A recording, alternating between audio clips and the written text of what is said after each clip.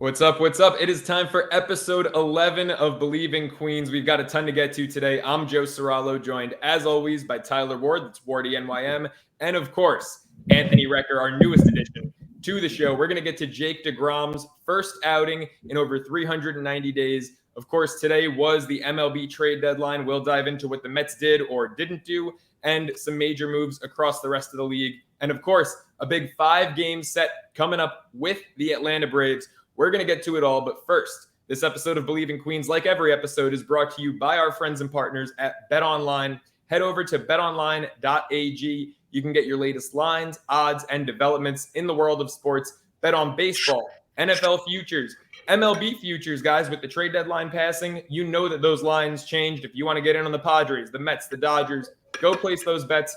And for your 50% welcome bonus, use the code BLEAV50. That's BLEAV50 for your 50% one-time welcome bonus, and let the games begin. Gentlemen, let's let the show begin. Jacob deGrom is back. We're going to get to the deadline. Obviously, that might not be as exciting news for us as we thought it would be, and of course, as Jake's return is. So, Anthony, we're going to start it with you, man. What did you see from Jake in his 5 innings tonight? What did you love? No, he looked great. I thought he looked like Jake. Honestly, the fastball, the velocity was there. Hit 102 in the first inning. Slider looked good. He was locating very well early on. Got a little bit shakier as the game went on, but that's to be expected. The guy hasn't really pitched that much in the last year. So outside of that, I thought he was great. The first hit, right? Kyber Ruiz, that single, almost doubled down the line. Marte made a nice throw at second base. That was just bad pitch calling, in my opinion. So, look, he was phenomenal. He was striking guys out. He was looking like the deGrom we've come to know and love. Like I said, velocity was there. The pitch count, I thought he could have gone out there for the 6th. Wish he would have. But, I mean, there's nothing you can say about that outing that's a negative, in my opinion. It was just good to see him out there, good to see him go 5, and then, obviously be healthy at the end of it, come off the field, and look like he's ready to make another start in hopefully 5 days. Tyler, what about you, man? Yeah, I think Rec hit the nail on the head for just the fact that a couple pitches in, he's already hitting 102. And it's funny because a lot of times when I interact with Mets fans, they're saying, Jake, you need to pump it back a little bit. We're worried that you're going to get hurt again. But I think most people should understand that for Jake, he's not pressing. This is just natural for him. He's going to consistently hit top 99, 100 without even really, yes, he's meaning to, but it's not like he's going full force right there. Like that's just a normal part of his rhythm because of how phenomenal his arsenal is. And again, how dominant he has been as a pitcher. So if you look at a year and a half ago, right around there, the last time that Jake pitched on the mound for the Mets in a regular season game, if you would have told me that he wasn't injured throughout this entire time, I would have believed you because he looked basically the exact same. And so did the Mets offense, unfortunately, but we're not going to harp on that too much, right? I mean, it was poetic. I got to say, for a lot of things, for doom and gloom, I'm a Mets fans on social media, I completely understood why they weren't satisfied. But if there's one thing, one positive to truly take away from tonight at the time of recording this, that being deGrom's start, it is Jacob deGrom. I mean, it felt surreal to finally see him back on the mound, doing his thing, shoving 6 Ks over 5. Yes, he gave up that run, but he didn't care. And I love the fact that when Jake got in the dugout, he had no problem when Buck said, we're going to end you at 5. He's smiling, gave a hug to Nito. He's happy to be back in this Mets rotation, and so am I as a fan. And you know what? Let me be honest. As I mentioned last episode, the Burry Van Wagenen way, the best acquisition can be in-house. I truly believe that that is the case here with Jacob deGrom, and the Mets are going to go as far as Jake and Max can take them. So let's get on for this ride and see where it goes. Yeah, good thing for Buck's sake. Jake's a little more mellow than Scherzer. I think if he ever tried to pull Scherzer after 5 innings and 59 pitches, Max would probably start throwing hands in the dugout. Rec, you mentioned he looked phenomenal, right? And the 4th inning, you said it didn't really worry you, didn't phase you. I feel the same way. To me, that was just a case of the adrenaline wearing off a bit. I mean, you saw him pumping 102 in the first. That's unlike Jake. I mean, all the incredible things he's done, 102 is something that we haven't seen yet. So I think that was just adrenaline his first time through the lineup. And then in the 4th, he settled down a bit, came back down to earth, but still had incredible stuff. The slider for me was really the most impressive thing. 93, 94 consistently, that sharp razor blade bite. I mean, he threw 14 of them. He had 7 swings and misses. It's like that pitch is just, it's like a video game. It's unfair. But I do want to ask you from a psychological perspective, because at the end of the day, Jake looked great. The offense didn't. first start in 390 days. Are the guys psyching themselves out? Is it possible after, all those years of not giving him run support that he comes back and all of a sudden this lineup that's been amazing, even when they fall behind, they answer immediately. All of a sudden they looked anemic tonight against no-namers that the Nationals were running out there. Do you think that's a psychological thing? I hope not. I don't know if there's, some kind of a button that they push where they just all relax and they don't really go into the game with intensity when Jake's on the mound. Like, we got our guy out there. We only got to score a run or two. We're good. I don't know. I don't know what it is. It was very interesting tonight. You had a really young kid in Abbott out there for the Nationals. I thought that the Mets were going to be able to take advantage of that. And sometimes, look, when you're a lineup, you're in the big leagues and you get a young kid, you don't have a lot of film on him. You don't know much about him. Sometimes you just don't know what to expect, especially in today's day and age where you have so much information for these games against guys who have been in the league for longer than that when you go into a game without much video, without much information, it feels a little bit weird. It feels a little bit odd and you just aren't quite locked in the same. So there's definitely ways to say that, maybe some of it is due to that. But yeah, there certainly seemed to be some kind of a letdown. But as we were talking about it before we came on, this team, for whatever reason, on the road, and I kind of mentioned what I thought it might be, but that second day on the road, it just seems to be second game. It just seems to be a tough one for them. For me, when I work out, when I used to play, it was always the second day after travel, always the second day after a workout. And it seems like a lot of this team follows a very similar recovery plan. And they just struggle that day. And look, it is what it is. No big deal. If this becomes another theme over the next month or two, then we'll talk about it. But for right now, I'm just going to chalk it up to it's just one of those nights. But Jake went out there, did his thing, and got to be happy about that. And last thing on Jake, Anthony, I'll start with you on this, but I want both of your opinions here. This is a guy who in his last rehab start in AAA threw 67 pitches. Tonight, we were expecting 75 to 80, only went 5 up downs, 5 innings, 59 pitches. His next game is higher stakes than this one. Sunday against Spencer Strider, who also had an amazing outing for Atlanta tonight. He'll be capping off a 5-game set with the Braves that is going to be really important when it comes to the divisional race throughout the last 2 months of the year. What do you think the leash is for Jake, his next outing? It'll be 6 up downs. It'll be 6 innings, and it'll be 75 to 80 pitches. I know they said that could be tonight. To be honest with you, I was expecting him to go back out there because I believe in his rehab appearance, he had gone back out for the 5th inning, just hadn't quite finished the 5th inning yet. So I expected him to kind of go out and start the 6th inning just to get that up down, even if it was just 1 out, just go out there, a couple more pitches. But I think they just really wanted to take it easy, knowing that he really did have the adrenaline going early in this game. And just to be safe on that side of, okay, a lot of wear and tear in a game like this, even though it wasn't a high stress moments and a lot of big pitches, it might be one of those times where, okay, he's going out there, he's unintentionally going probably a little bit harder than he might normally do, or at least the adrenaline spike is there. And so let's just pull back on him a little bit, let him go 5. He looked great, looked sharp, obviously started to get a little bit tired there at the end. And we saw last year when he would get a little bit tired, his mechanics would falter just a tick. And then that's when he would end up after the game, when you didn't even know something was wrong, say, oh, I felt something here, and we'd get the bad news. So it might have just been very precautionary in that sense and just making sure that they've got him for the long haul. I will say in terms of mechanics, and this is maybe the best thing I saw today, and it's something I love to look at with Jake, his release point, that chart came out right after the game. It was identical. Every pitch, didn't matter the pitch type. If anything, maybe the curveball was a half inch above the rest of his pitches, but that's to be expected, right? I mean, his release point was spot on, so his mechanics were perfect tonight. Tyler, what do you think? Do you agree with Anthony? 6 up, down, 75 to 80, or do you think it's a high stakes game? Maybe try to stretch him as long as you can. See, I love that Rex said how naturally it's going to be 6 innings around 75 pitches, because what that means is the expectation that Jake is going to have no problem being at that pitch count by 6, right? He's not going to get worked at all. And even against these Braves, I still love the chances for Jake to come out and go guns a-blazing on these Braves, because we know how home run happy they are. We know how swing and miss they are. I really think that Jake is going to find himself again in a situation like Rex said, upwards of 6 innings, 75 to 80 pitches. I think he's going to get there. Honestly, of course, I'm knocking on wood. I'm not trying to jinx anything, but not only that, I'm not just looking at Jake in this game, potentially a big game here for the Mets in game 5 of a 5-game matchup, as if that always happens, right? But also, what's going to happen after Jake in this one, assuming he goes between 5 and 6 innings, because you have that big doubleheader on Saturday. You're going to see guys like a David Pierce and Trevor Williams potentially involved. What type of relievers are the Mets going to have by the time that they get to Jake here on Sunday is going to be very interesting for them, with the assumption that, again, Jake can handle 6 without a problem, upwards of 80 pitches on that count. But I also love that you mentioned the release point. That's what Jake has been known for, and that's why he has been, again, among the best in all of MLB. He truly has been in a class of his own when he's on his game, and all goes in hand with that release point. The fact that, again, you can have that 101, 102 fastball, and then the 94, 95 hard cut slider with the same exact release point. Again, he's just an anomaly of a pitcher. It felt surreal. He feels like a video game.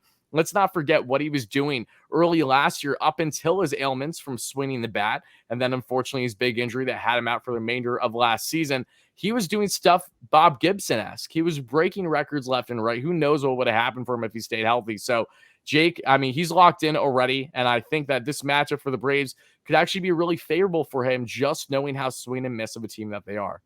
Yeah, not only Bob Gibson-esque, he was doing stuff, Tyler, Bob Gibson hadn't done. I mean, now, given it was a half a season compared to Gibson's full 68 campaign, but don't forget what they did after that year. They lowered the pitcher's mound because of how dominant Gibson was. I mean, DeGrom was doing that. He had a 108 ERA. More incredibly, a .55 whip. I mean, you know, Anthony, I know you can appreciate that, you know, half a guy getting on base per inning. I mean, the best first half whip, and I Bleav, you know, the last 120 years or whatever, the next best first half whip, you have to look at Clayton Kershaw. It was like .73. So you're talking like a .2 difference. That's a big difference when you're looking at the numbers DeGrom was putting up last year. Strikeout-wise, he had 150 and a half a season. I mean, he was on pace for a 300K season. It was just, what he was doing was absolutely insane. Look, he looked great tonight. And at the end of the day, if the Mets win tomorrow, or, you know, as you're watching or listening to this in a couple hours with Bassett on the bump, I think we all would have signed up for a 5-1 road trip, right, going into this. So I'll take it. DeGrom looked great. Going to try to move on from this game and just focus on his next start against the Braves. What's up, Tyler? Oh, I just want to mention, too, that, yeah, I'll be at that game with Seabass on the bump. So naturally, if the Mets lose, you can blame this guy, the short schmuck walking around with the same hat on.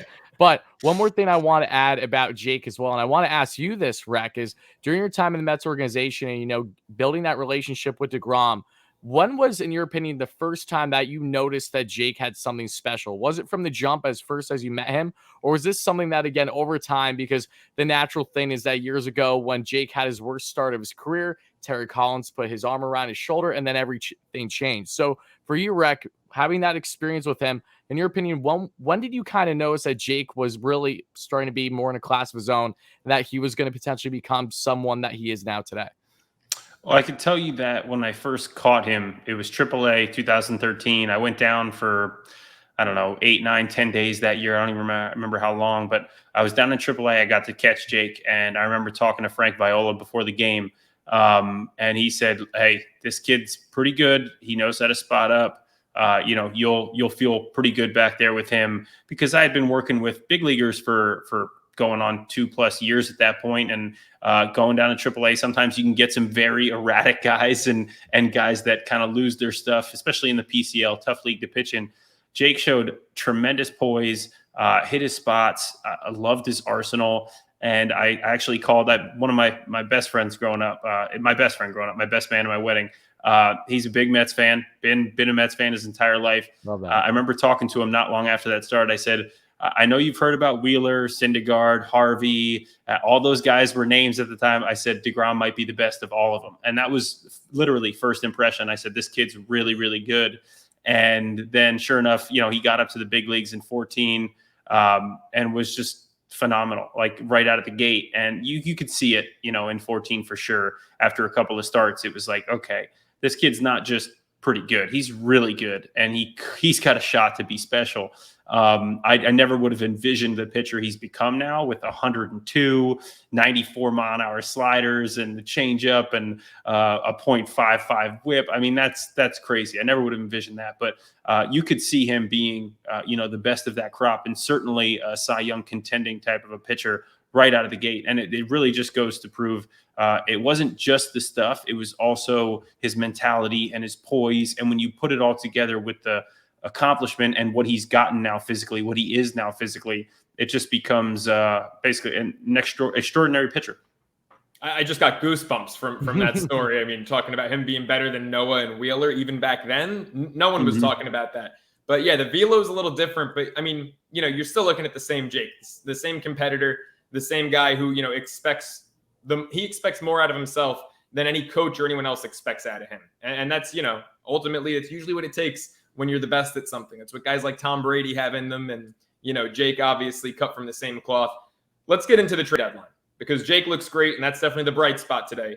But the Mets, we were kind of waiting the past 5 days, past week for that big move, and ultimately it never came. So, Anthony, what are your thoughts on what the Mets did do? Of course, sending JD to San Fran for Darren Ruff, getting a reliever in Michael Givens from the Cubs. I think I'm a little higher on that move than you might be. So what are your thoughts on how the deadline played out?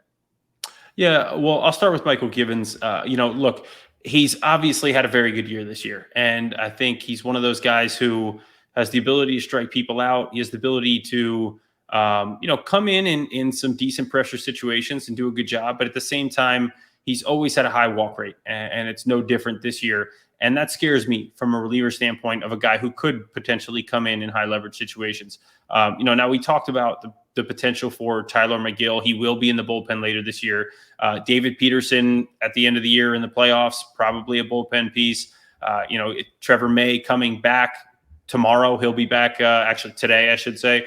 He'll be back, on the roster. So all those things make a lot of sense in that maybe he won't have too many high leverage situations. But if anything goes wrong or any of those guys don't perform the way they expect them to, this could be a guy in high leverage situations. And I don't like that for my relievers. If they're the type of guys who I got to worry about him putting some guys on and then eventually giving up a bomb. So that's a tough one for me. And it's also, look, his secondary pitch is basically his changeup. His changeup is kind of his go-to secondary. And when you have a guy like that, that's a contact pitch a lot of the time. So that's a tough one for me. I like his stuff. I like his makeup. I think he could be good, but I'm not going to trust him in big spots until I see it consistently for a while, at least that he's not going to walk the yard. Now, Darren Ruff, I know this guy. I know him really well. In fact, our kids went to the same preschool in Arizona, so I got to talk to him then. That was when he was playing over in Asia, and I mean, it's just an awesome guy, awesome individual. I got to play against him, of course, when he was a Philly, so I got to know him a little bit then. And just a really good human being. Love the fact that he has had such success that he has had in the last few years with the Giants. Love that he brings the ability to absolutely mash left-handers. He's done it his entire career. He's doing it again this year. And it's really impressive that he's had such consistency against left-handed pitching. He mashed righties last year too. He's just not mashing them to the same extent that he was last year, this year. But all that said, look, it's a really nice piece alongside Daniel Vogelbach. The tough part is going to be keeping them both fresh because realistically, they are both DHs. I don't see either of them playing in the field. Tyler Naquin is your fourth outfielder. If you need another outfielder, I'd rather put Jeff McNeil out there than Darren Ruff, and it's nothing against Darren, but just not a great, he's not a very athletic human being. He's a bigger guy, much like Vogie. So they've basically traded for two guys as one DH who, at least what they've shown this year and over their career, really. I mean, it's like a 900 OPS DH. That is a tremendous DH asset to have in your lineup every day. That said, it does take up two roster spots, and they are DHs. So from that perspective, it's a little bit confusing. Now, they do have the flexibility elsewhere, and I think that's what's key with guys like Luis Guillorme, Jeff McNeil, Eduardo Escobar, Tyler Naquin as a fourth outfielder. They do have the flexibility to do that right now, so we'll see how that plays out. But, it is lacking in some sense that I was expecting a little bit more out of this team in the trade deadline. Yeah, and that's the biggest concern for me. What you just mentioned is that we have two DHs on the team. So it's like when you look at defensive versatility, I mean, luckily Naquin can play all three outfield spots. It's not like he's just a corner guy. And Guillorme can play second, third, and short. And you can always bump McNeil to the outfield if need be. But, there's still you have two defensive bench players in Naquin and Guillorme, and that's it. Obviously, Vogelback and Ruff can play first in a pinch if you need it. But yeah, that's the part that I don't love. Tyler, I know that you were live on WardyNYM's YouTube page all day streaming. Give me your raw reaction to everything that happened today. I'm exhausted.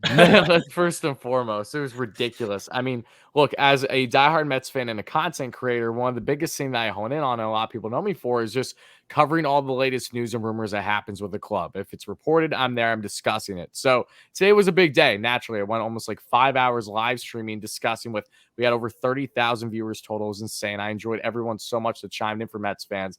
But I expected the Mets to do more. And I think every Mets fan and their mother expected the exact same thing, because you bring in Darren Ruff, who I really, really like. First of all, I don't think that there's much more that needs to be harped on there. He's a lefty killer. I had Mets fans yelling at me right away, but Tyler, he has a 228 average. I'm telling you, the same fans that were crying about Vogelback, Joe, are the same fans that are very happy with Vogelback to a certain degree now with what he's done, because again, you can't look at them with their overall base numbers. You have to look at them and how they're going to be utilized.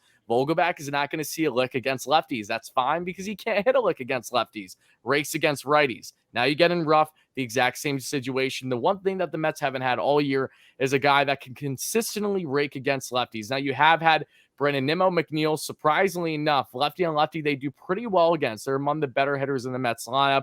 Pete Alonso, though, you would think would be more competent than what he has been this year against lefties, but he has had his struggles. They went down and in on the sliders, spamming it on him like a cheat code a lot, and he just hasn't figured it out on a consistent level yet. So to bring Ruff now in, again, a Vogelback 2.0, just on the other side of the plate, no defensive upside at all. I think if you guys remember when the Mets matched up against the Giants in San Fran earlier this year, Ruff tumbled over and it found himself in the netting on the side, if I'm not mistaken. So I think that was a good example of why Darren should be, just strictly a DH for now. But I really think it's a phenomenal pickup. I mean, he is in one of the top 10 players in all of baseball since the beginning of 2020 when he came back from overseas, raking against southpaws. He has a 150 to 155 WRC plus against lefties, which means he's 50% or better than the average position player against southpaws. That's fantastic. Again, the Mets basically, what did they do, Billy Upper? He looked at Josh Bell and he said, if I can't land him, because we'll get into that move in a second with the big one with the Padres, let me combine the two and make my own. So I thought it was a very good move and sneaky move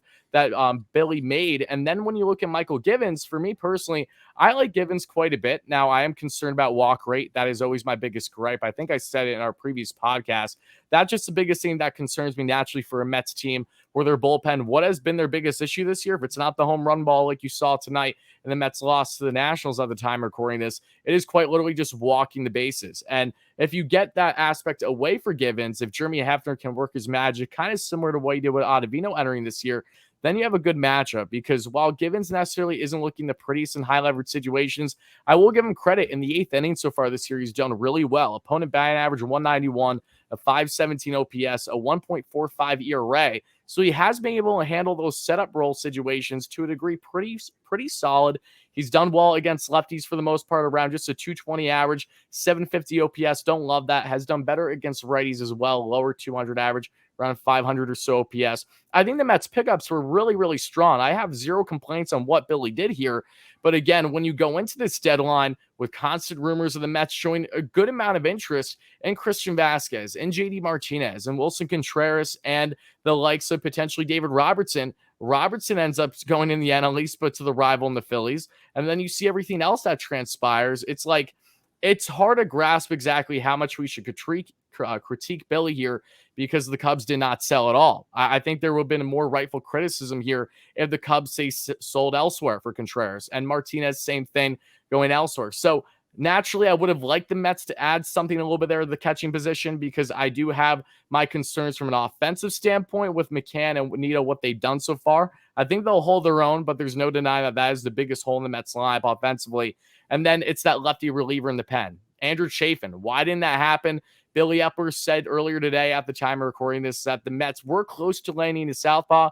They couldn't make it happen. However, prices were just not where they felt was warranted, giving up the type of prospect capital. So it's interesting. I'm fully in agreement with Mets fans that they should naturally feel underwhelmed.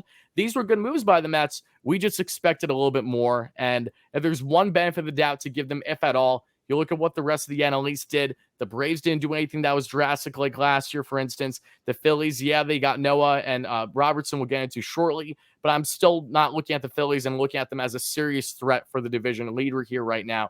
And then other than the Padres, the Dodgers didn't do anything that wowed me other than getting Joey Gallo. So overall, I think the Mets kind of weighed not just what they had opportunity-wise, but also weighing what their opponents, what is going to be their biggest matchups this year in the NL down the stretch and come playoff time, which all cultivated to their decision-making. So I'm underwhelmed. I like their moves, but I really feel like they could have done more at minimum by landing, say, an Andrew Chafin or a similar southpaw type. So, Joe, what's your opinions on these moves? Do you agree with us, or, are you on the completely different type of wavelength?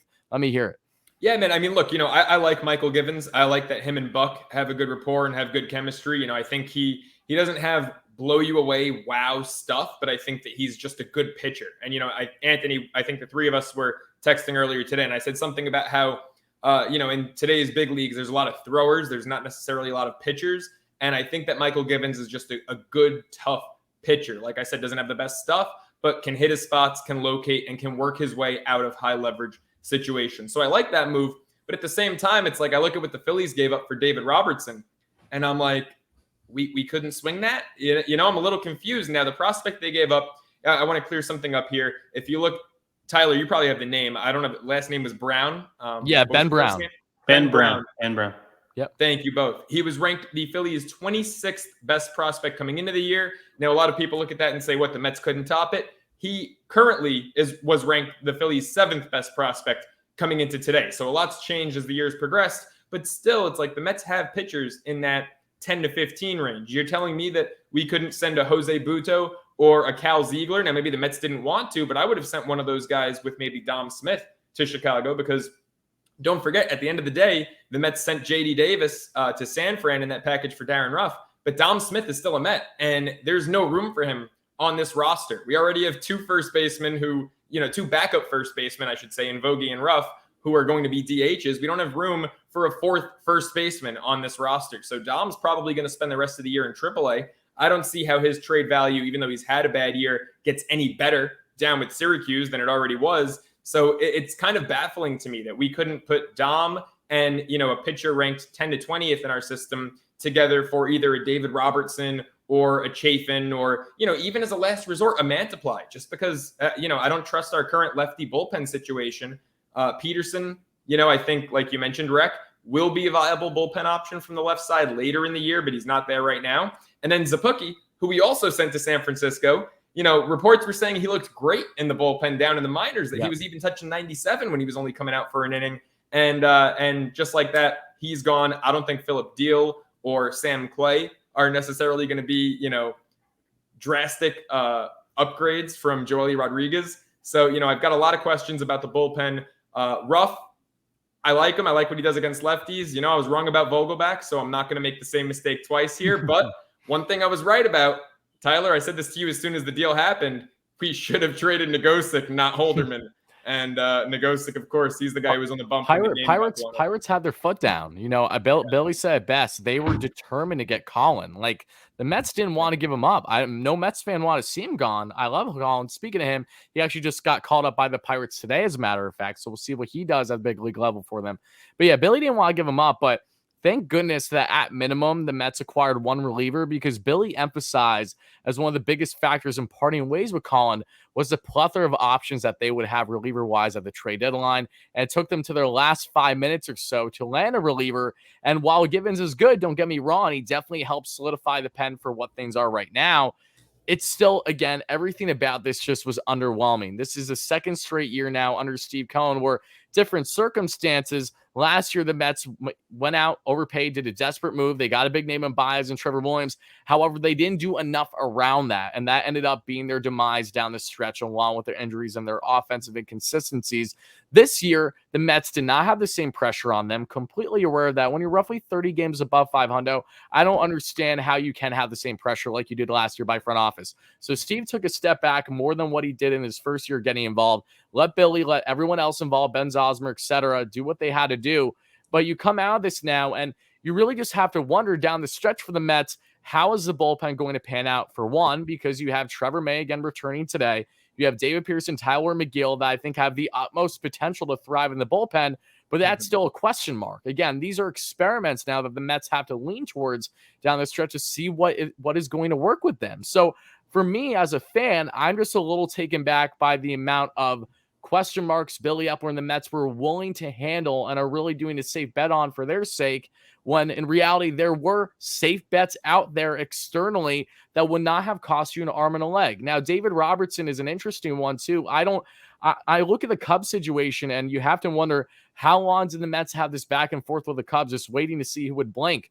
And the Cubs looked like that they, overdid things with their hand because they didn't part with him or Hap, that being Contreras, and happened. Same thing with Boston to an extent. So I don't know exactly how much blame I can give when looking at the bigger picture of the players. But again, when you look at the pieces, that one more reliever, I mean, Billy's saying that, the Mets did not necessarily believe that was worth going after. You can never have enough pitching depth. So I would rightfully counter that and say, why not just add someone else? Even if you want to get a man supply that hasn't done as well as of late, I still think that that's more security than the current southpaws you have. I'm taking Joe Mansupply in every day of the week over Joely Rodriguez right now. I'm sorry. I mean, there's just, again, I can go on a rant for like an hour plus about this, but that's just my initial raw reaction to everything. The Mets bullpen is going to change, right? We're aware of that. I think Mets fans need to realize that too. When you have May, when you have Pearson, when you have Drew Smith, seeing what he's going to provide once he's back off the IL, and of course Tyler McGill towards the end of August, things are going to change up and shake up fast. DeGhost's out of here, Lopez is out of here, Tommy Hunter might be out here too, Joely. A lot of things are going to change. Maybe give Adonis Medina a shot. I don't know, but enough of me ranting and rambling. Go back to you, Joe. Yeah, it's just what concerns me. And Anthony, I want to ask you how much it concerns you, is that we are banking on so many what ifs now with the bullpen. It's, Trevor May comes back from the IL. Will he be peak Trevor May? Will Seth Lugo pitch the way he's pitched for the better part of the last 10 days? Will the Tyler McGill, David Peterson bullpen experiment be successful for not just one, but both? So, you're looking at 4 what ifs here. How much of a concern is that to you that, like Tyler just said, we didn't go out and get the proven guy. We're banking on guys who have tons of upside, but so far this year are unproven in the roles that we're expecting out of them. Yeah, it's a little bit confusing because I remember, the offseason and thinking to myself, okay, they don't have to do everything in the offseason. Like, calm down, Mets fans. It's okay. We can make moves at the trade deadline. We can get better then if we need to, because there are some what ifs on this team already. We saw Jake obviously go down and things seem to be headed in a bad direction. Well, they were fine. They overcame some of those injuries and they've played beautifully so far this year. But they still had holes. And I expected the trade deadline to really fill some of those holes and not give you so many what ifs, especially for a team that's been performing the way that this team has with the consistency that it has. Okay, let's fill some of those holes and just make sure that down the stretch and going into the playoffs, our consistency stays peak. We can continue to stay the same team we've been all year. And I'm just not sure that they accomplished that. In fact, I know in my mind right now, they didn't eliminate those what ifs, if as you called them. So realistically, that's scary. It's scary to think about that as a fan watching the team. Okay, well, what if this stuff doesn't break our way? What if we have another injury? What if, Edwin Diaz goes down or some, God forbid, but you think about this stuff and it's like, okay, we could have had one more arm to take his place. Right now, say Edwin Diaz goes down and they've relied on him heavily in save situations. He's the only guy, right? Who would take over for him? Who would be the guy? Would it be Trevor May? I don't know. Lugo? We don't know what kind of Trevor May we're going to get back. Would it be Seth Lugo? We've seen him ride the waves this year. So realistically, I don't know who their second guy would be. And that is scary for Mets fans because that is such a huge part of the end of the season and, of course, the postseason. Yeah, I mean, that's a great point. Look, Ottavino's been the most consistent reliever not named Edwin Diaz on this team, but I would almost lean Lugo, if Diaz went down, just because he's been here for so long. He's been in high leverage situations. He's done everything from, the 8th inning to long relief to starting to closing at times when Familia was down. So, but that's, the fact that you have to run through those options and then it's not just David Robertson. That's concerning. And before we get to the rest of the trades in baseball, and Tyler, I'm going to hand it over to you to lead us into Soto after I ask Anthony this next question. we talked about the psychological effects of hitting when deGrom's on the bump and how the lineup tonight looked like, last year they actually scored for him. He was 7-2 when he went down, but it looked like 2020, 2019, 2018. What about the psychological effects of the trade deadline? Because at the end of the day, and you addressed this last episode, when you referred to, I forgot who we were talking about, maybe Vientos as an asset, right? But at the end of the day, you guys are human. And you guys hear, all the same rumors. Most of you guys are on Twitter. You see the reports. And, we saw it with the Red Sox yesterday and the human element when Vasquez got dealt to the Astros and JD being like, I just want this to be over with already, right? So, from a Mets perspective, not that anyone was necessarily worried about being sold, although JD was, of course, packaged to San Fran. But do you think that there was a bit of a psychological letdown that the Mets didn't go get that Wilson Contreras, that JD Martinez for the guys who were here and who knew that they would be here for the October run? I don't think so. Just because, look, I can't put myself into this clubhouse, but I can put myself into other clubhouses that I've been a part of, and we never felt like we needed something. Now, when we got something, that was great. 2015, bright new shiny toys, Yoenis Cespedes, Kelly Johnson, Juan Uribe, Tyler Clippard, Addison Reed. You can go on and on. It was like Christmas, woo! And it was confidence building because it was like, okay, our front office believes in us. We're going to go for this. But we were a team that was hovering, 10 games above 500. We hadn't taken off yet. We hadn't found our stride because offensively we weren't the team that we became down that stretch. That was the piece we needed. We got it and we took off, and that gave us confidence just knowing that the front office had the confidence in us to go and do that. Well, I think there's something to be said about not making moves and the front office saying, we believe in you guys. We believe in what we have. Okay, we made a couple of moves. We needed a DH. We did that. We got an arm. We'll put him in the bullpen. He's not the high leverage big ninth inning guy, but he is a guy we trust in. And we got a fourth outfielder. But we believe in what we have in this clubhouse, and I think there's something to say to that. Where from a mental perspective, you can tell yourself, okay, yeah, our front office said we're good enough because we already know we're in the playoffs. We're in the playoff hunt. I think 100% on Fangraphs, it says the Mets are going to make the playoffs at 99.9, whatever it is. So realistically, we know we're good enough to be in the playoffs and that we're going to be there. So obviously our front office knows that we're good enough to go out there and perform at a certain level. And to go back just quickly to the valuations of trading guys and what it comes down to for this front office, because they did say that if felt like some of the values were too high. And I think it goes to prove it. I think one of you guys might have mentioned this, but the fact that Contreras and JD Martinez, two guys who were, rumored to be targets or potential targets in the Mets, they're still at home with their teams because there's a good chance that their valuation by those clubs was a little bit too high. And every club in Major League Baseball felt that way and said, yeah, I think that's a little bit too much. And you can't blame the Mets for that. Even though it seemed like they were even a little bit less willing than others to give up prospects, they clearly said to themselves, we are not going to overpay for anybody. And I respect that because sticking to your guns like that now has huge payoffs down the road. And that's not something fans want to hear. They want this team to go to the World Series, win the World Series this year. I get it. My kids are like that. They want. But sometimes it's okay to wait it out, see what happens. This team is really good. They just got Jake back. They still have the potential to get themselves in the conversation of being the best team in the National League and, of course, going on to the World Series. So realistically, job done. See what happens in the playoffs. And now in the next 5 years, they're going to have assets to either move or assets coming up from the minor league system. And it's going to be a whole different ballgame where they can be the Padres making a move for a Juan Soto, or they can be the Dodgers last year making a move for Scherzer and Turner. They can be one of those teams that has all those assets that they can move around and still feel good about what they have in the minor leagues, but also obviously complement whatever they've got going on that season.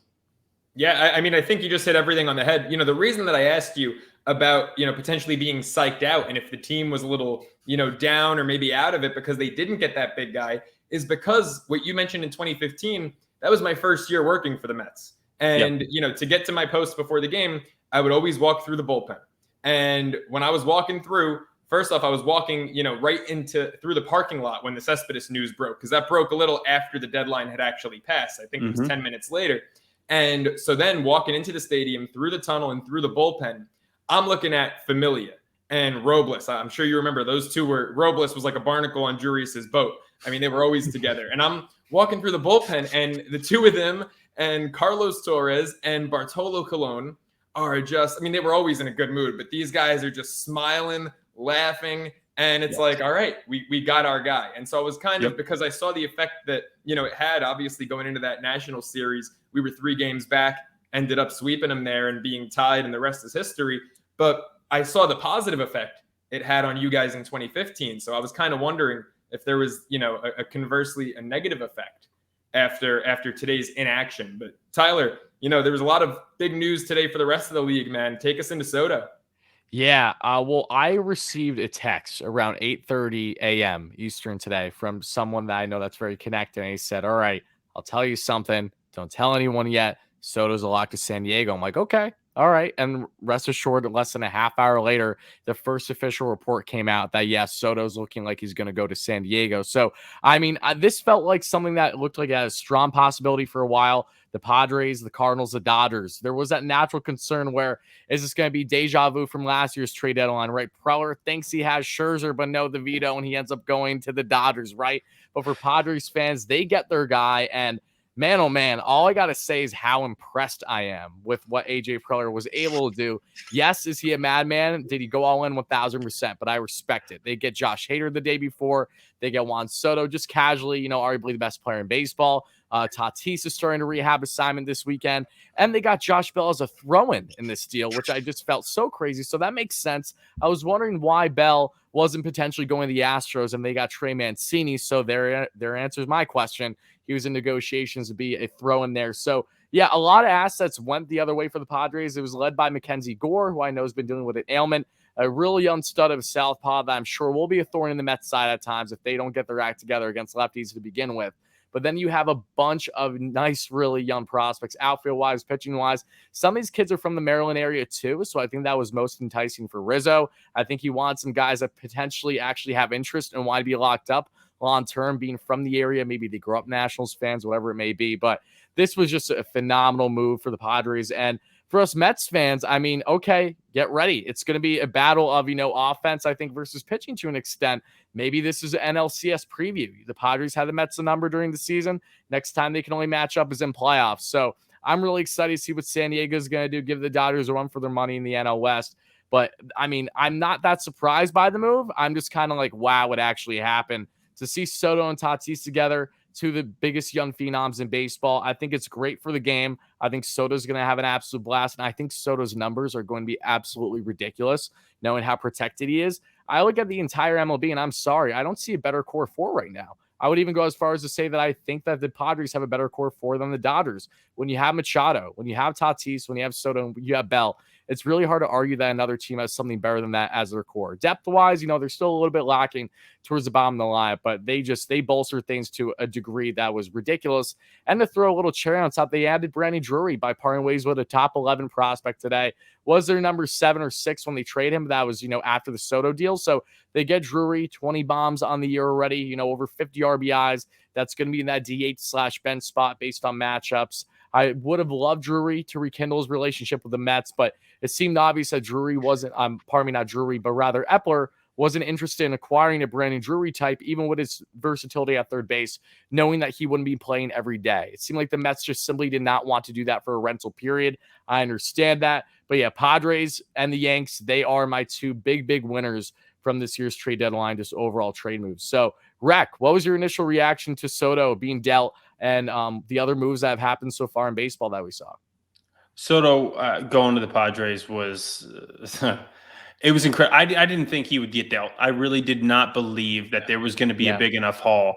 Sure enough, seeing that the haul that San Diego gave up, I can honestly say that that's a big enough haul. I mean, the prospects that they gave up, whether it's CJ Abrams or You can go on and on. Mackenzie Gore and was Hassel. And I mean, it's really, really impressive the amount of talent that they had and the amount of talent that Washington got for Soto. And that's a little bit scary, as someone covering the Mets, as far as a couple years down the road, because a lot of those guys are knocking on the door and they're very close to the big league. So it's going to be interesting to see how quickly the Nationals are able to recover from all the trades they made over the last couple of years and see what happens now with them. But for San Diego, I mean, just so happy for them. Bob Melvin, their manager, I played for him. He was my first big league manager. Love the guy.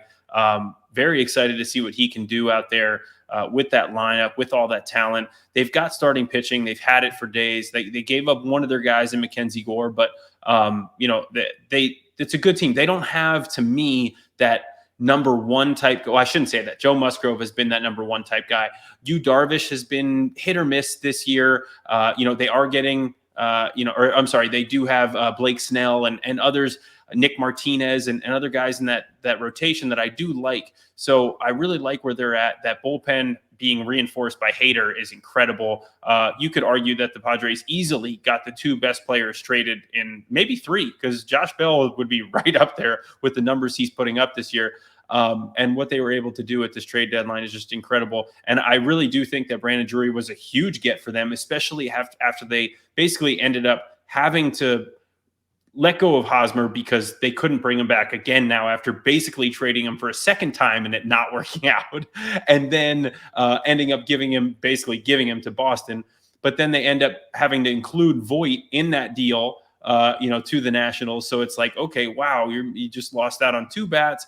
But then they bring Brandon Drury in. That was a huge get for them. Really lengthen that lineup. I think they're extremely athletic team. They have a lot of versatility. They're going to be able to move pieces around. But realistically, that lineup, like you said, that top four, top five, that'll rival anything in baseball right now. And that's really impressive to say, considering what we were saying about that team just a week ago. Okay, Machado, and then what? What are you gonna do for me? And they've really done a nice job of giving themselves an opportunity. Outside of them, I think the Yankees made some really nice moves. I was a little bit confused by the Jordan Montgomery move. I know that they were starting to get a little bit heavy in the starting pitching, but you can never have enough. And that guy, even though he hasn't been as good of late, and the Mets obviously beat him up a little bit, he's been so good this year. He's been so consistent for the most part. Up until this recent stretch, I just thought that was an interesting give. I do like Harrison Bader coming back for them. That's a nice move. They needed a center fielder. They get a really good center fielder, maybe the best defensive center fielder in the game, if not one of the best defensive center fielders in the game, and a guy who has offensive potential, just hasn't quite reached it yet, strikes out a lot. So I love what they did. There are some other moves around the game, though. You talk about the Jays getting a Whit Merrifield. I mean, I didn't see that coming at all. Didn't even hear his name. That was like the final minute. The guy's not vaccinated. It just got thrown in there. I mean, what went the other way? Do we? I don't think it was anything notable that went to Kansas City. Okay, it wasn't a big prospect. And Whit Merrifield is one of those guys who comes in and is a leader in the clubhouse. That team needed some, veteran leadership, guys who are kind of hard nosed. They have a lot of young guys. They had one guy on the position player on their entire roster over the age of 30. Yep. Now you bring in a Whit Merrifield with all of his experience, everything he's been through. He's been in Kansas City now for plenty of years. Been through the good times and obviously a lot of the bad. So really nice to see him end up over there and getting a chance to, make the playoffs potentially for the first time with that Toronto team now. They're looking pretty good. I thought they could have used some more starting pitching. They weren't quite able to get that done. I thought the moves, in division with the Phillies and Braves, I like what those teams did. They certainly got better, but I wouldn't say they made any, grand additions that are going to scare me as a Met fan. So it really does come down to that San Diego team and the Yankees, I think, as far as adding talent that I really feel like can really push them over the top. I mean, Frankie Montas he's a number two. I mean, he really is a legitimate number two behind Garrett Cole, and you put him in there and hope Severino can pitch to a level that, he has in the past. And then, of course, you've got Jameson Taillon, who's been up and down, bad start today. But he can go out there and give you some good innings. Nestor Cortez has been pretty great for them most of the year. He's had a couple of hiccups, but for the most part, he's been very good. So they look like they're really good, in really good shape as well. It's going to be a really fun playoff stretch down the stretch. It is interesting that teams like San Francisco, like Boston, that were kind of on the fringe, they just decided to up and sell. So realistically, it lowered some of the took out some teams that you thought could be potential playoff teams, but it's still going to be a fun race, and I'm really excited to see what happens. Yeah, although, I mean, for the Sox, it's like, I mean, they went totally bipolar because they sold Vasquez, who would be such an important part of that team if they were going to make a push. But then they added guys like Tommy Pham and Eric Hosmer, but then they didn't upgrade their pitching at all. And that's what needed to be upgraded if they were going to make a run. Their pitching's abysmal. So it's like... Well, Hosmer was given to them. Hosmer was given to them, and Pham they got for basically nothing too. So I don't see those really even as like they're not big additions, and certainly they almost feel like just we don't want to kill our fan base, so we'll just make it seem like we're still trying, even though they didn't get any pitching, and that's exactly what they needed. And then you got Reese McGuire, of course, the parking lot player. But, sorry, I know you didn't want to go there, Anthony. I'll come back and catch. I can still do it.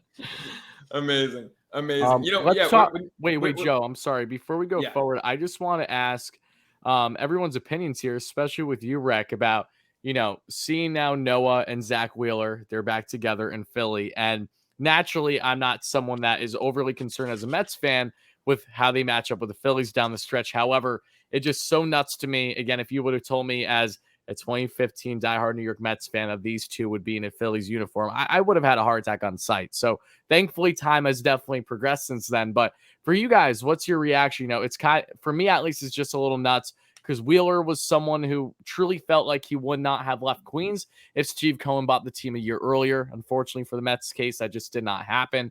But now you see Thor as well, who left. He got swayed by the front office of the Angels you saw there because the Mets had nothing. They didn't have Billy Epler. They didn't have Buck Showalter. Goes out to L.A. Now he's already back in the NL East after, kind of looking like he was ducking the Mets in that Anaheim series. If you know, you know. But I'm very interested to see how Noah's going to do down the stretch of Phillies uniform. And I'm really curious to see what your guys' opinions are on that. Yeah, I think for me, I'm interested to see how he does. I'm interested to see how he reacts to. He's going to pitch against the Mets now. There's going to be at least a matchup or two, so that'll be fun to see. I think the Phillies. Look, I'm not going to say they made great moves because I don't know what you're going to get in Noah Syndergaard. He's been very Jekyll and Hyde so far this year. He's had some great starts. He's had some very, very poor starts. I do like the addition of Brandon Marsh. I like the fact that they finally have a center fielder. David Robertson is a nice add for them. It's an interesting team because they should be getting Bryce Harper back sometime in the next, 3-4 weeks or so. He took the cast off. He's going to be starting to, get ramping up pretty soon. He should be back certainly by September. So that team starts to take a different shape with him back in the lineup, with the additions that they made. If Noah can come through and if Robertson is good in the back, and that back end of that bullpen can continue to pitch the way that they have, it's going to be interesting. I'm not saying they're going to make a run at the division. They're too far out right now, but I still think they can cause some damage in the NL, especially with teams like the Cardinals not really doing a ton to shore up their pitching. I know they got Jordan Montgomery, but they still needed an ace. They needed that frontline guy. You heard a little bit about Carlos Rodon. Would he actually get traded? I didn't think he would, and sure enough, he didn't. But he would have made a ton of sense for the St. Louis Cardinals just with their need and needing that frontline guy.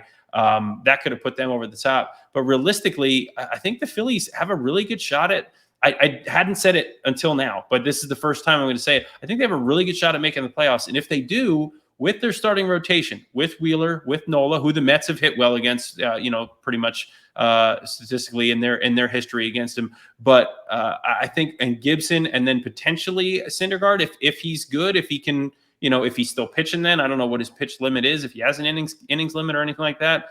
But I think they're a more dangerous team than people give them credit for, because that bullpen has been better.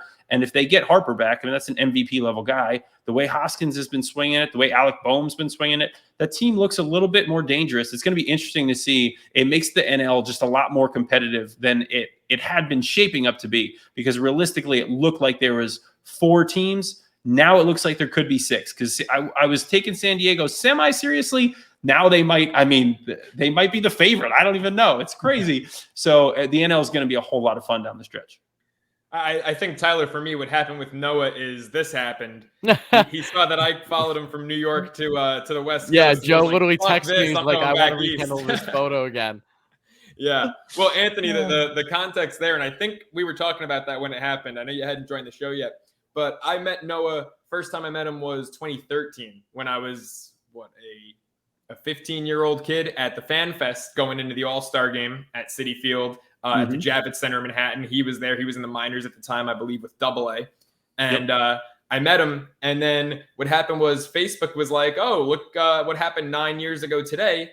And I went to tweet that picture because I, looked like a baby. I was 15 going on 9. And so I went to tweet that picture. And then as I tag him in it, I see that Noah Syndergaard just tweeted, hey, join me at Santa Monica. I'm at the Capital One Cafe. I live 10 minutes from there. And I was like, 9 years to the day, I have to go recreate this picture. Gotta do it. Even though personally I'm not a fan, I was like, I have to go recreate this picture. I gotta say, I expect a little more personality out of the guy, considering who he is on Twitter. Meeting him in person, again, obviously I was starstruck when I was 15, but now as an adult, just like chatting it up with him, I was like, wow, a little disappointed. Also, people in California, there was no line. It's unreal. Like, I just walked in and he was standing there alone, and I just went right up to him. And I was like, is this like in New York, there'd be, 3-4 blocks wrapped around of people. Out here, it was just like he was only there for an hour, and there was no line at all. Crazy. It was insane. But yeah, that move doesn't really. It's a different market. It's a different market. Yeah, man, totally. Especially when you're dealing with an Angel in Los Angeles. I mean, maybe if it was Kershaw, there'd be, people there, but different. It's wild, man. But as far as him being a Philly, doesn't really scare me all that much. I mean, I'm dying to face him personally, like for the Mets. I was supposed to see him on Sunday Night Baseball. Obviously, we all know what happened there. That didn't pan out. Is he going to match up next weekend? I mean, if it's Friday, I know we're getting Scherzer, Tyler. You and I are going to be there Friday the 12th. That's getting Scherzer. Goal. Yeah. So Scherzer, Syndergaard, that'll make for some Friday night sparks in those black unis. But it's going to depend on where they slot him in. But how about the fact that they also DFA'd Familia, which is kind of funny because it all comes together there. How about that? I was thinking it. Heart right now.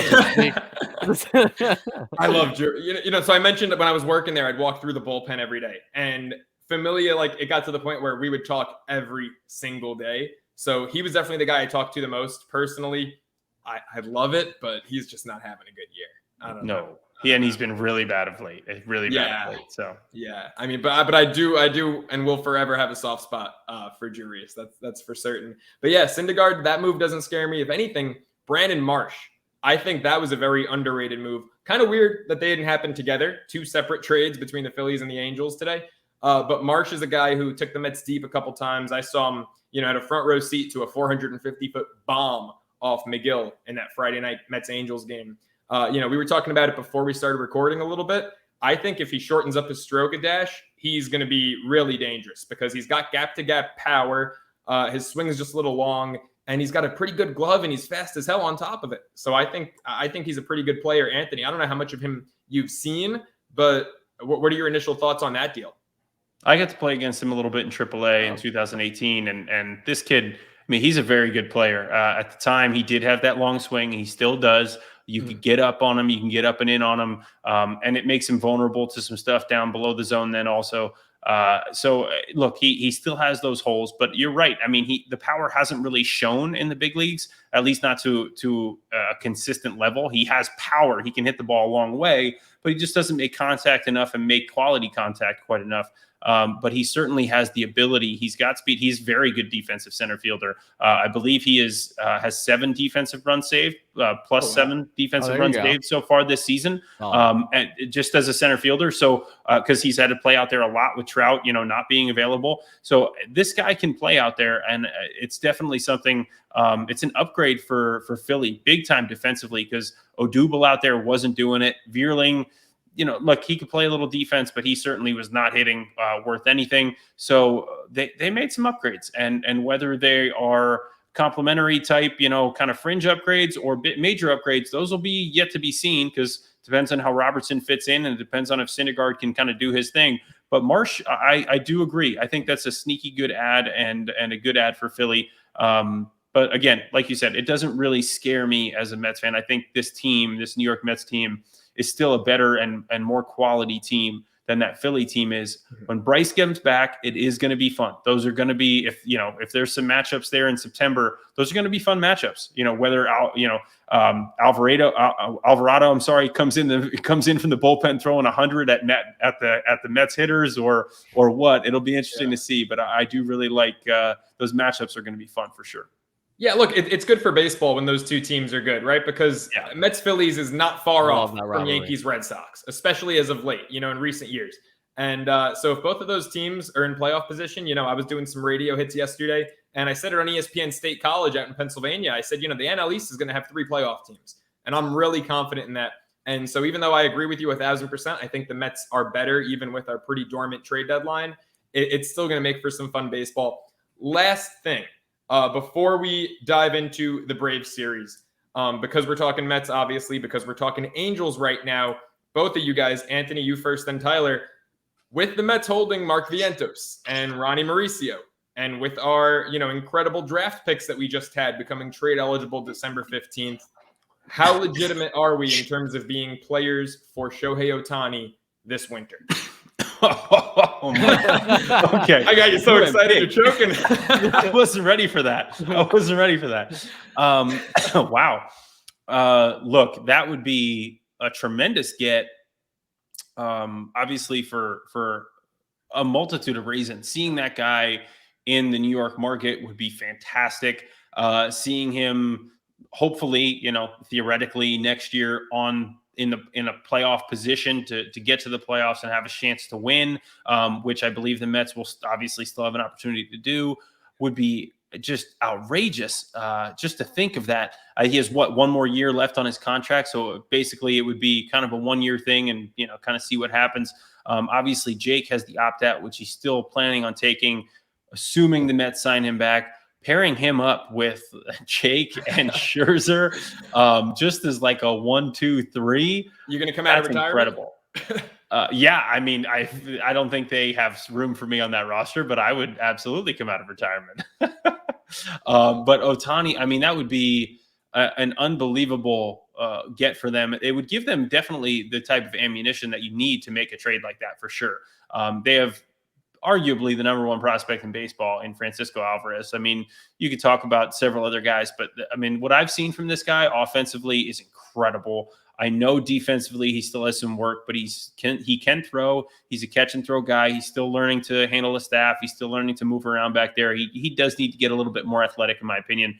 But you've got guys like Beatty, Mauricio, like you said, Vientos. You could certainly see them putting together a very nice package for a guy like Ohtani. And realistically, if they got that done, you insert him into the middle of the lineup anywhere you want, and then you also have him pitching every 5th or 6th day. I couldn't even imagine what that would be like, as a Met fan. That would be an incredible thing to watch, and certainly something that I'm going to be dreaming about now because I hadn't really thought about it that much. Well, I'm glad that I can influence your dreams in some way, Anthony. That really means a lot. Tyler, what do you think, man? Because, Anthony mentioned Alvarez and Beatty. I'm actually, and maybe this is too wishful, I'm thinking that those are the 2 guys that are untouchable. But with Vientos, Mauricio, Kevin Parada, the first of our 2 first-round picks this year, maybe a Matt Allen, a Peterson, a McGill, who, grew up an Angels fan. He's a SoCal guy. I'm thinking that, for 1 year of Ohtani, I just rattled off 6 names that don't include Alvarez or Beatty that I think could get the job done. See, I think there's 2 sides of the coin when evaluating Ohtani and the potential here. There's, side A, which is Billy Epler, who spent multiple years scouting Ohtani, leading up to him, of course, arriving with the Angels during Epler's time as GM there. But then you have the other side of the coin, and it's the obvious notion that Artie Moreno, one of the biggest schmucks of owners in baseball, I will come out and say, I do not care if I get backlash, is someone that, of course, was against Steve Cohen becoming owner in New York. 2, does still have his hands involved in decisions that the Angels make. Actually had a lot of deals that he helped intervene with on Billy Epler and push him to the side in Billy's first tenure as a GM in LA.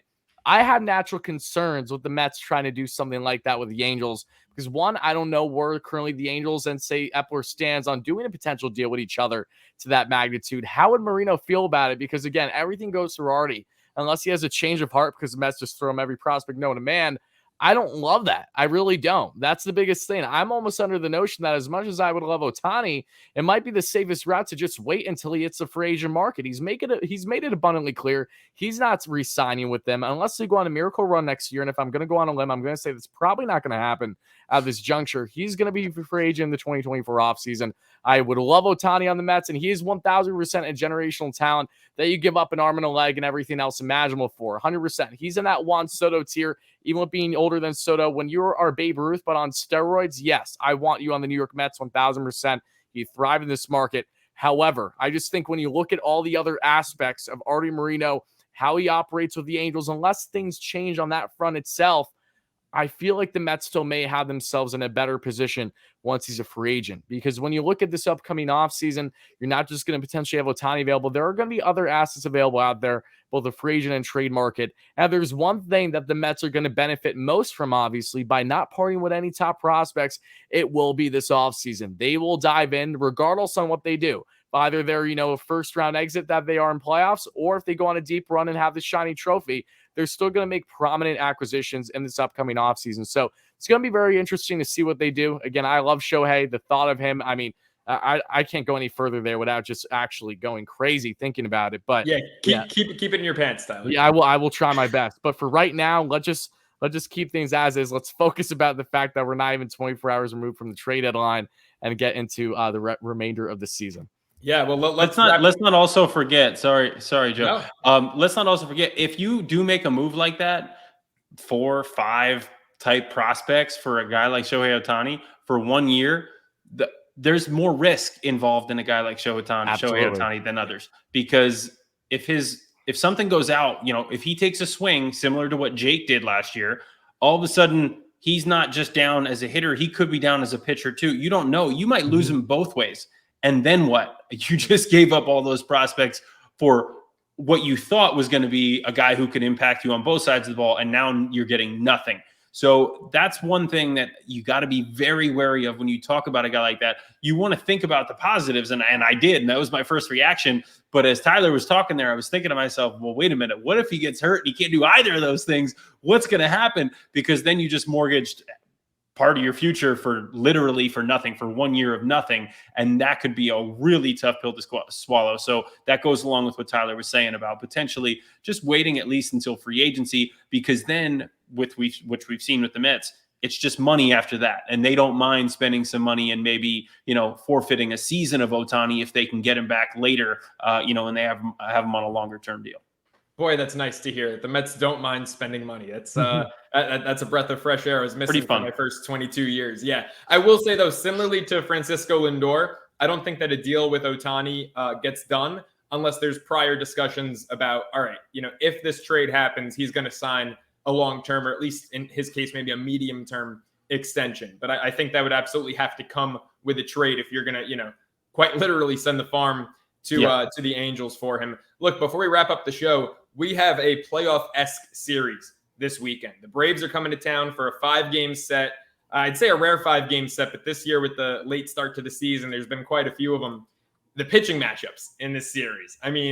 It's like you look at the guys the Braves are running out there. Unfortunately, the one guy we missed, and he's been pretty good for Atlanta, but the Mets own him, is Charlie Morton. So when you look at Thursday, you got Kyle Wright versus Cookie, who's been, I said in July, should be the NL pitcher of the month, had a sub-1 ERA. Friday, you've got Ian Anderson, who, despite having an ERA of 5 on the season, has a really good record and also dominates the Mets. Current Mets hitters just 8 for 61 off Anderson. That's a $130 average. He's going up against Taijuan Walker, who had an all-star caliber first half. Saturday, you've got Max Squared, Scherzer versus Fried, and then nothing official for game 2 of the doubleheader, but my gut's telling me it's Odorizzi versus a combination of David Peterson and Trevor Williams. And then Sunday, Spencer Strider versus Jacob deGrom. 2 guys who, of course, started the year in the minors and have been absolutely sensational ever since. Anthony, looking at this series, man, playoff atmosphere, playoff vibe to it. What's the biggest thing you're looking for?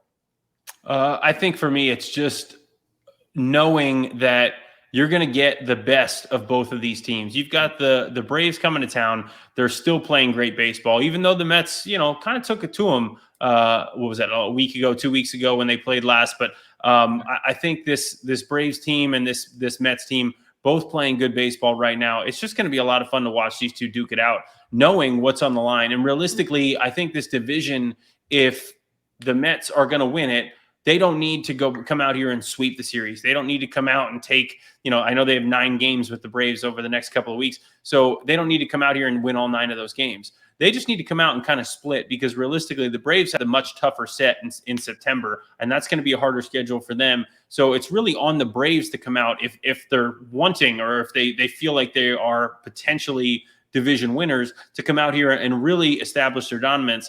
So to me, it's going to come down to, can the Mets offense kind of impose their will again on this Braves pitching staff, make them work, get into that bullpen, and see what happens from there. Because in a 5-game set, we used to talk about this all the time in Oakland. Every time we come into a series, get into the bullpen, beat the crap out of the bullpen, and then that team moves on to their next series, and now they basically are down a man or two because they don't have as many guys, or they're tired. They've thrown a lot of innings, and that makes them weaker throughout the rest of the season. So your division opponents, that's how you end up winning the division long term. Well, the Mets can do serious damage in this 5-game set, because the Braves have guys that don't necessarily go that deep into games. Although Strider went 6 2/3 today, he's very liable to go 100 pitches in 5 innings and be out of there. Ian Anderson hasn't been good this year, even though he's been great against the Mets in his career. You can get him out in 3-4 innings. And if they're able to do that to some of those guys, that becomes a completely different series. You get into that bullpen, you wear them down.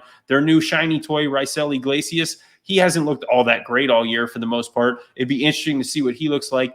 Really get into that bullpen, wear them down, and then that'll affect them for that next series when the Mets play them for another 4, not that far down the road. That, to me, that's the biggest thing. This offense doing what they did last time, really working those Brave starters and just getting into that bullpen. I'm really looking forward to see what they're able to do. Are they able to score runs? Are they able to, just really make those guys work the way that they were last time? And then ultimately, look, if they win 3 out of 2, fantastic. But I'm not really worried about that as much as I am just wearing that team down, that Braves team down. Absolutely. Tyler, man, what do you have to add to that? I have to add, I'm excited to see how the new Mets are going to do now in this rivalry. Daniel Vogelbach, I think he's going to get a lot of playing time in this matchup for one. I think he's going to do really well. He's a guy that grinds out at bats so well. You think that the Mets already have enough, the McCann, the Nimos, and the Cannas of the world. No, they add Vogelbach. He might be upwards of 300 pounds, but this guy's a phenomenal at the plate. I love Bubba. But then you have Darren Ruff. I think him matching up against Max Fried is going to be exciting too. He's finally going to be put to the test early here for the Mets against a big southpaw in this rivalry. So I'm looking at the new guys. I'm even looking at Tyler Naquin. He's probably going to get a good amount of playing time in this one, a 5-game set. Mark Canha at most is going to start in 3 of these games. It's all going to be indicative on matchup. But Buck loves his versatility. That's where it's going to come in key. Mets' depth in this series should be the biggest X factor, if not truly one of them, along with some great pitching that they hopefully get from their entirety of the rotation. And then Spencer Strider versus Jacob deGrom, as we previously discussed a little bit. That's going to be an awesome matchup. I cannot wait. Look, the Mets did well against Strider last time, as they did against Fried. And then, the Kyle Wright is the interesting one for me as well, just because the Mets haven't really seen him too much. But when I look at evaluating all these matchups, Jake Odorizzi too. He's a guy that gives up the long ball. Try to knock off a couple off of him. And overall, I'm not just looking at this series as a 5-game set. I'm looking at this again as 5 of 9, because the Mets match up against the Braves 9 times in a 2-week span. For me personally, biasly as a Mets fan, I truly hope that they can come out and make a statement by winning upwards of 6 out of these 9 games. Maybe that's a tall task. We'll soon find out. But especially at home in Citi Field, I'm really happy that the 5-game set is in fact in Queens. It's going to be a playoff atmosphere every single game from Thursday all the way to Sunday. And again, I cannot emphasize this enough. I really think the Mets' depth is going to be unbelievably crucial and key to help them with their success in these 5 games. Yeah, look, Tyler, I'm with you. 6 wins would be great. 9 wins would be great, obviously. But I'm really looking at this like, go win 5 out of 9, because, we're not the desperate team. We're not the team chasing them. We're the team that's got the 3-game lead, I believe 2.5, but I always look at the loss column. We're up 3 in the loss column. That's right. Loss column. Yeah, exactly, man. It's, I don't get into the half game stuff. It's how many more losses or how fewer losses do you have? And so we got a 3-game lead in that respect.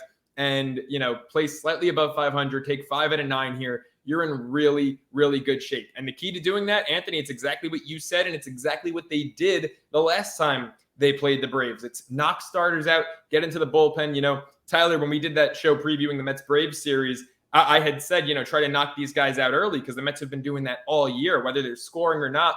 Nimmo is starting games with 10-pitch ABs. It's a beautiful thing to see. And Tyler, you kind of went opposite of me and said, well, the Braves have the best bullpen in baseball. And, truthfully, I said it then, I'll say it now. It's like, that's something I don't really care about because all you need is one reliever to have an off night. And, a whole inning can be blown open. And then you get a guy rushing to get ready, come in the game. He's not fully warmed up. So, knock Strider out, knock Fried out. You don't need to score, more than maybe 2-3 runs off him, but just get him out after 5, get into the pen. And in a playoff type series like this, that'll do you wonders. And we saw it, Anthony, to your point, the last time the Mets played the Braves were the hottest team in baseball going into that series. Well, they looked a little mediocre after that Mets series. And so, the long-lasting after effects, which I didn't even think of until you said it, those are definitely huge. And, these games are important. Don't let anyone tell you, well, there just isn't, every game is equal. No. Every game is not created equal because not only is this a divisional rival and a team that you have to play 19 times, and obviously you want to win the division, but now it's like whoever doesn't win the division is probably going to have to take on the Padres in that wild card round. That's a great point. My God. The Padres flurry of moves, we may be done with San Diego, but, the way that the Mets play the Braves, not just will be the difference between potentially seeing the Padres, or rather, I would say, being guaranteed to see the Padres in that 4-5 matchup versus potentially seeing them in the NLCS. It's funny. I want to stay put with this 2 seed. I want to keep winning games and stay put with this 2 seed because if you're the 1 seed, you're getting the winner of San Diego, Atlanta, most likely. And then, you're getting the probably the Mets, right? If the Mets, or rather, if the Mets are the 1 seed, you're getting the Dodgers, Padres, Braves, 2 out of those 3. It's like, I don't want to deal with that, right? I'd rather take on Milwaukee or Philly and then deal with either the Dodgers, Pods, or Braves, one of those 3 as opposed to 2 of those 3. So, the Padres moves, that makes the NL East race a lot spicier. To your point, Joe, about the division and playing in division and these games mattering. In 2015, those games in August and September with the Nationals were awfully fun, and that's what these Mets are going to get now with the Braves, and it's going to be really fun to watch. And to your point also about what we talked about with making these guys work, I brought that up, and I brought up the fact that that was our philosophy in Oakland because Eric Chavez is the hitting coach for the Mets. That's where this came from. That's why this team is doing what they're doing this year and really making pitchers work. And it's been really fun to watch because that philosophy was something that was preached and preached and preached and pounded into you over there in Oakland. It wasn't taking pitches. It wasn't just trying to walk. It was making guys work, getting your pitch and making sure you were selectively aggressive is what we called it. You get a good pitch to hit, go for it. If it's the first pitch of the AB, that's fine. But you're not going to swing until you get a good pitch to hit or you have 2 strikes. Because why? Why would you give up your at-bat anytime before that? And realistically, that's what Eric Chavez is doing over here, and that's what this team is doing. So we're going to see that play out over these 9 games in the next 2 weeks. And I think it can have a really long-lasting effect on this Atlanta team if the Mets are able to successfully do it. That can hurt them down the stretch, as far as their bullpen and really just put them behind the 8 ball. Before we wrap things up, Joe, I just want to ask real quick because obviously you grew up an A's fan, right? Mm-hmm. And of course you started your career in the Oakland A's system. I want to know your opinion, growing up, being fully aware on who Eric Chavez is and all the great things that he did in his MLB career. But what your initial reaction was when the Mets brought him over from the Yanks in the same offseason, right? Which I thought was phenomenal just from the outside looking in, but really seeing the impact that he has had on the Mets. And to what degree do you believe it's been so drastic? I think he's had a tremendous effect. And I think that, look, I didn't just, grow up an A's fan, and I grew up an Eric Chavez fan, 100%. Loved the guy, loved the way he played the game. Gold Glover defense, was a great hitter. Injuries kind of cut short his career a little bit. Almost David Wright-esque, but not to the same extent, of course. He wasn't quite that big a star, but still a great talent at third base. But I was fortunate enough also, I ended up sharing the same agent as him. I ended up going over to his house, training at his house, training with him. He was an awesome guy. He's a great human being. He loved to talk baseball. He loves the game. I ran into him in 2018. He was managing the AAA team for like a couple of weeks while they were going through some things with their big league managing, correct? And everything else. When he was with the Angels. Yeah, yep. I'm sorry. So he was the manager for Salt Lake for a couple of games. We talked then. We've kept in touch, here and there, but he's just a great person, and I love what he's brought to this team. I know the guys respect him. I know that they know what he did in his career. They know the type of hitter he was, and he is, like I said, he's kind of comes from that Oakland cloth where we're not just hitters, we're cerebral guys. We understand the game. We understand how to play it and understand how to play the game within the game to really go about trying to attack teams in different types of ways. Because in Oakland, they can't spend all that money to go out and get people. So it's really about trying to find new and different ways to win. They've always been on the front line of that and the cutting edge of that. That's why they've been such a successful franchise over the years. This year, outstanding, of course. That happens occasionally with them, but I think he's had a profound effect on this lineup and these guys, just with putting the ball in play more, with Pete, with Jeff McNeil, you can talk about specific guys and the years that they're having, and I can attribute a lot of that success to Eric Chavez. Yeah, we're one of the 5 toughest teams to strike out in Major League Baseball, and Eric Chavez was one of the toughest guys to strike out when he was in the league. So all I was going to say before Tyler chimed in with that awesome question was just that when you look at guys like Nimmo and Guillorme, right, they're the perfect embodiments of that Chavez philosophy that you were saying he's brought over, the selective, being selectively aggressive, fighting off, and then getting your pitch and driving it. Those two, I mean, anytime they're up, it can be a 10-pitch at bat. And at the end of the day, when you turn one of those in, it's like, even if you get out, you're doing your job. You're helping the team, helping get that starter out of there quicker. So, it's just not every at bat is necessarily quote unquote successful, but a lot of productive at bats on this team. Gents, this has been our longest episode yet. A lot to talk about today with the deadline, with deGrom, of course, and a huge series coming up. Our next episode, we're going to take a bit of a break here because we went back to back so quickly, Sunday to Tuesday. Our next episode will be after the Braves series. So before we go, any closing remarks from either one of you?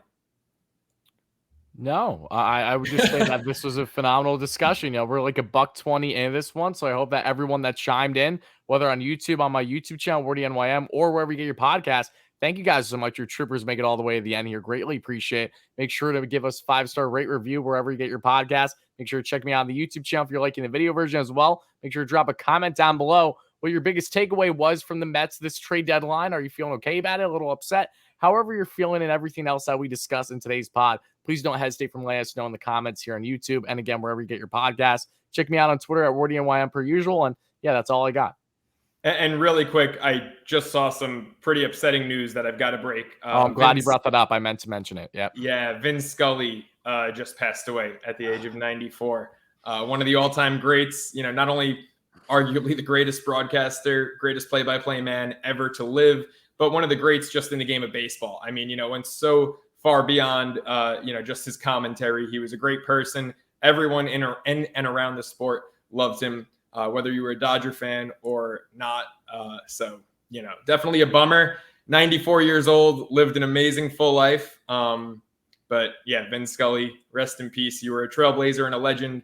And Anthony, do you ever have any dealings with Scully or? Yeah, I mean, I got to meet him, of course, out in LA. Tremendous, like you said, tremendous human being. I know a lot about what he's done in the community out there. He is just an awesome figure out there in LA. Through Justin Turner, I've talked to him a little bit about it.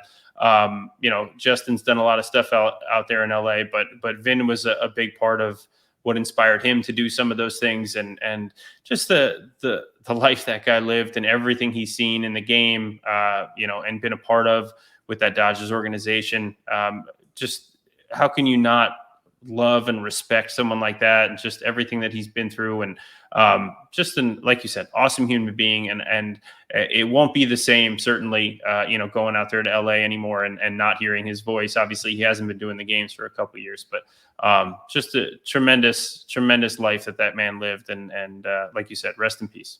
Yeah, been with him since 1955, since the Brooklyn days. So as a Mets fan who, would have been a Brooklyn Dodger fan had they never left, whose grandpas were all big Brooklyn Dodger fans and loved Scully, it's, a lot of ties there for Vince and the older generations of Mets fans. So rest in peace, Vin Scully. That does it. Episode 11 of Bleav in Queens with Tyler Ward, WardyNYM, Anthony Recker. You can find him on socials, and myself, Joe Serralo, at the Joe Serralo on Twitter. Thanks for tuning in, guys. We'll see you after the Braves set.